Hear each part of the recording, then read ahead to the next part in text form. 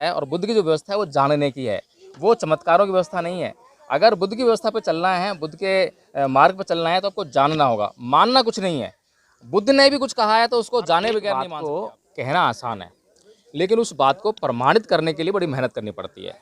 जब कोई भी व्यक्ति इस प्रमाण की तरफ बढ़ता है, खोज की तरफ आता है, तो उसको अथक परिश्रम करना पड़ता है, जब भी वह खोज पाता है। और इस संसार में जितने भी व्यक्ति हैं वो खोजना नहीं चाहते, वो खोजने का परिश्रम नहीं करना चाहते। उस परिश्रम से बचने के लिए वो मानने की व्यवस्था पर आते हैं। किसी ने कुछ कह दिया और उसने मान लिया बस।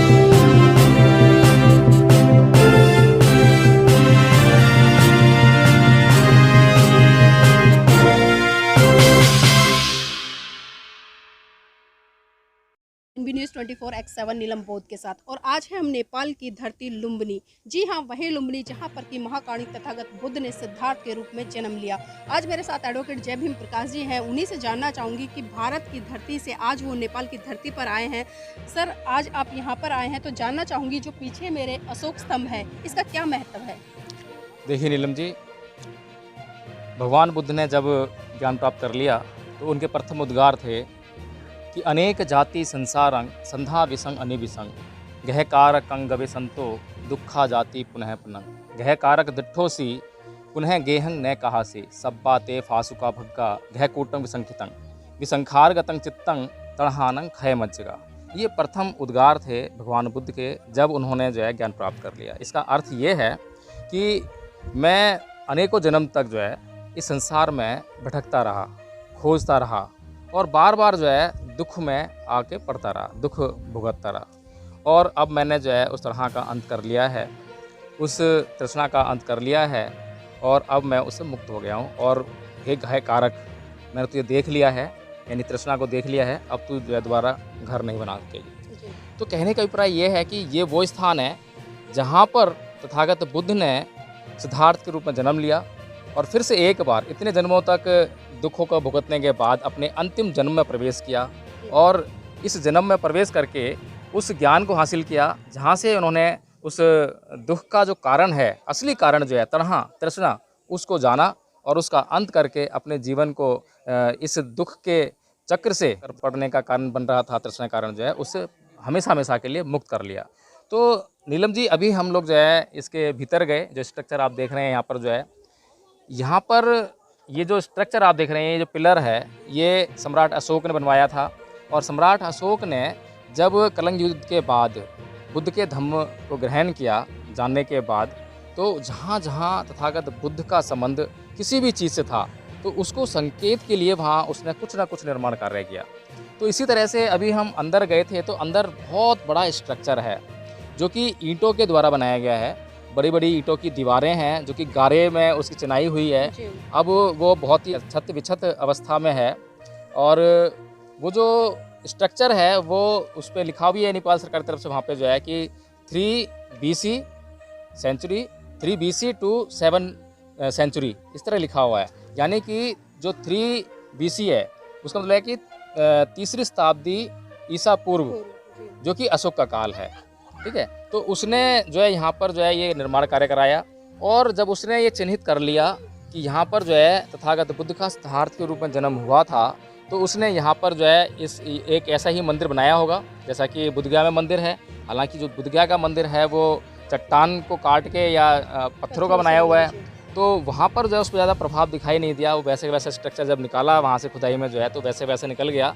लेकिन यहाँ पर जो है वो चट्टानों से या पत्थरों से नहीं बना था, वो ईंटों से बना था और गारे की उसमें चिनाई थी, तो वो उस अवस्था में, लेकिन फिर भी स्ट्रक्चर निकला है यहाँ से जो है, और वो स्ट्रक्चर निकला है। और ये जो स्तंभ है, अशोक स्तंभ, ये भी यहाँ पे जो है मिला है, तो जो कि ऐतिहासिक प्रमाण है। और जो पुरातत्व सर्वेक्षण होता है, जो भी नेपाल की सरकार है और यूनेस्को है, उसने इस स्थान को जो है ऐतिहासिक महत्व का घोषित किया है। और आप देख रहे हैं कि यहाँ पर जो है ये जो स्ट्रक्चर बनाया हुआ है, ये उस स्थान को सुरक्षित करने के लिए बनाया है।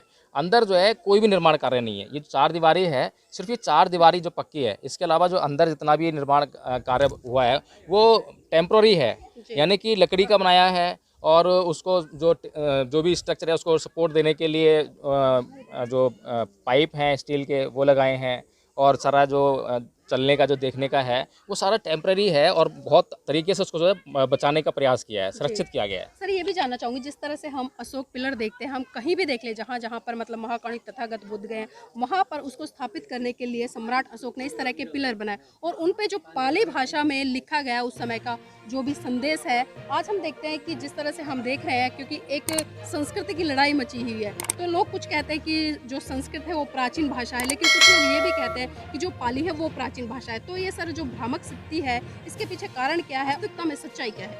देखिए नीलम जी, मैंने दिल्ली यूनिवर्सिटी से बुद्धिज़्म में एमए किया है, तो जो मैंने पढ़ा है उसके हिसाब से सबसे पहले जो है छांदस भाषा थी जी। और छांदस में से दो भाषाएं निकली, एक पाली और एक संस्कृत। जो पाली भाषा है वो प्राकृतिक भाषा है, आम बोलचाल की भाषा है, और जो संस्कृत भाषा है वो साहित्यिक भाषा है। यानी कि आज हम देखते हैं कि जो साहित्यिक भाषा है, जैसे हिंदी है, जो हिंदी साहित्य है, अगर उसकी भाषा देखेंगे आप जो है तो वो आम बोलचाल की भाषा नहीं है। लेकिन आप राजस्थान में, हरियाणा में हैं और इधर जितने भी ये हिंदी लिपि इस्तेमाल होती है, बिहार में, तो ये जो देवनागरी लिपि इस्तेमाल होती है और हिंदी भाषी क्षेत्र कहे जाते हैं, लेकिन जो आम बोलचाल की भाषा है वो बिल्कुल अलग है। तो इसी तरीके से जो है मूलतः जो है संस्कृत और पाली दोनों छांदस से निकली हैं। छांदस बिल्कुल प्राकृतिक अवस्था में थी, छांदस से जो है पाली निकली और ये संस्कृत निकली। संस्कृत जो है साहित्यिक भाषा बन गई, यानी कि जो लिखाई पढ़ी में यूज होती है और जिसको सजाया संवारा जाता है, जिसमें कुछ अलंकार वगैरह जो प्रयोग कर लिए जाते हैं, तो वो एक अच्छी सुसभ्य भाषा बन जाती है। लेकिन जो आम बोलचाल की भाषा है वो पाली रही और भगवान बुद्ध ने और भगवान महावीर ने भी जो है पाली का इस्तेमाल किया, ताकि जो सिद्धांत उन्होंने खोजे हैं वो सिद्धांतों को आम व्यक्ति को बताया जा सके। क्योंकि यदि वो व्यक्ति जो है, जो आम है, कुछ जानता नहीं है, दुख में पड़ा हुआ है, उसके अगर दुख से मुक्त करना है तो वो सिद्धांत बताने पड़ेंगे और वो सिद्धांत उसको समझ में भी आने चाहिए। अगर हमने बताए कोई सिद्धांत किसी और भाषा में बताया, बहुत जोर लगाया, बहुत प्रयास किया, लेकिन वो सिद्धांत उस व्यक्ति को समझ में नहीं आया, तो वो सिद्धांत किसी काम का नहीं है। सिद्धांत जो है उसको किसी भी तरीके से समझाना पड़ेगा, फिर वो व्यक्ति उस सिद्धांत को समझने के बाद अगर उसका आचरण करता है तो वह अपने दुखों से मुक्त हो सकता है। सर एक चीज़ और जानना चाहूँगी, जिस तरह से हमने लुम्बिनी का भ्रमण किया, हम पिछली बार भी यहाँ पर आए थे, तो हमने देखा था जो अशोक पिलर है यहाँ पर मतलब कुछ बहुत सारी चीज़ें ऐसी थी जो कि कर्मकांड को परिलक्षित करती हैं, परिभाषित करती हैं। यहाँ पर लाल धागे बंधे होना, दीपक जले होना और जो लोगों के जो जिस तरह से शादी विवाह होते हैं उनके जो मुकुट होते हैं, मालाएं होती हैं, वो यहाँ पर पड़ी थी। और इसके आगे हम थोड़ा सा चलकर उधर गए थे तो हमने देखा कि लोग जो मुंडन कराने आते हैं वहाँ पर जो बाल होते हैं उनको उतार कर डाल जाते हैं। तो सर जानना चाहूँगी, और ये चीज़ तो है ही है, लेकिन इसके साथ में एक चीज़ और जो क्योंकि बहुत ज़्यादा एक चमत्कारिक सी लगती है, कुछ लोग ये स्थापित करने का प्रयास करते हैं, इतिहास से बताते हैं कि जब महाकाणिक तथागत बुद्ध सिद्धार्थ के रूप में जन्म हुए तो जन्म लेते ही वो 7 कदम चले थे। तो सर इस पर क्या कहना है? देखिए नीलम जी, हर एक बात को कहना आसान है, लेकिन उस बात को प्रमाणित करने के लिए बड़ी मेहनत करनी पड़ती है। जब कोई भी व्यक्ति इस प्रमाण की तरफ बढ़ता है, खोज की तरफ बढ़ता है, तो उसको अथक परिश्रम करना पड़ता है, जब भी वह खोज पाता है। और इस संसार में जितने भी व्यक्ति हैं वो खोजना नहीं चाहते, वो खोजने का परिश्रम नहीं करना चाहते। उस परिश्रम से बचने के लिए वो मानने की व्यवस्था पर जाते हैं। किसी ने कुछ कह दिया और उसने मान लिया, बस उसके ऊपर उसने कुछ परिश्रम नहीं करना है, कुछ खोज नहीं करनी है। उसको मान कर, चाहे उसको गड्ढे में गिरे, कुएं में गिरे, चाहे उसको कुछ भी कर ले, चाहे उसका धन लूट ले, कुछ भी कर ले, उसको गुलाम भी बना सकता है और बनाया भी है। तो ये जो व्यवस्था है मानने की, ये बड़ी घातक व्यवस्था है। और जानने की जो व्यवस्था है उस पर परिश्रम करना पड़ता है, और बुद्ध की जो व्यवस्था है वो जानने की है, वो चमत्कारों की व्यवस्था नहीं है। अगर बुद्ध की व्यवस्था पर चलना है, बुद्ध के मार्ग पर चलना है, तो आपको जानना होगा, मानना कुछ नहीं है। बुद्ध ने भी कुछ कहा है तो उसको जाने बगैर नहीं मान सकते आप जो है। और जो आपने कह रहे हैं कि जब बुद्ध का सिद्धार्थ रूप में जन्म हुआ तो जन्म लेते ही वो जो है 7 कदम चले, इम्पॉसिबल, ये प्राकृतिक रूप से संभव नहीं है। लेकिन कथा कहानी आप कुछ भी कर लीजिए, आप जो है भगवान बुद्ध के बारे में कुछ भी कह दीजिए। मैं भी एक निदान कथा जब पढ़ रहा था तो उसमें ऐसी ऐसी अजीब अजीब बातें, इतनी बढ़ा चढ़ाकर बातें लिखी हैं कि सिद्धार्थ गौतम जो है अपने घर को छोड़ने के लिए तैयार हैं। बाहर जो है महल जो बना हुआ है उसकी जो 4 दीवारियाँ हैं, बहुत बुरी 4 दीवारियाँ हैं, और उनका जो कंथक जो घोड़ा है और जो उनका जो सारथी है वो है साथ में, और वो खुद हैं। वो कह रहे हैं कि अगर ये गेट नहीं खुला तो मैं इसके ऊपर से इसको बगल में दबाऊंगा और इसको ऐसे बगल में दबाऊंगा और उसको जंप मार के वहाँ से निकल जाऊँ। मतलब ऐसी ऊटपटांग बातें लिखी हुई हैं जो कि किसी भी साधारण व्यक्ति को जच नहीं सकती। चलिए हम मान लेते हैं कि ऐसा है, लेकिन हम उसको मानने के बाद उसकी जांच करना बहुत ज़रूरी है, उसको प्रमाणित करना बहुत ज़रूरी है। अगर बिना जांच के, बिना प्रमाणित किए उसको अगर मान लिया हमने, तो हमारे लिए वह बात बहुत घातक सिद्ध होगी। और आज जो है संसार भर में मानने की प्रक्रिया में फंसकर लोगों को बेवकूफ़ बनाया जा रहा है, अंधविश्वास और पाखंड से जकड़ते जा रहे हैं लोग जो है। तो यही सब दिखाई देता है कि कहीं पर जो है सिंदूर लगा दिया, कहीं पर कुछ लगा दिया, उनको बोल दिया कि इसमें चमत्कार है, इसको मानिए, इसको पूजा कीजिए, इससे आपको धन मिलेगा, इससे आपको कष्टों से मुक्ति मिलेगी।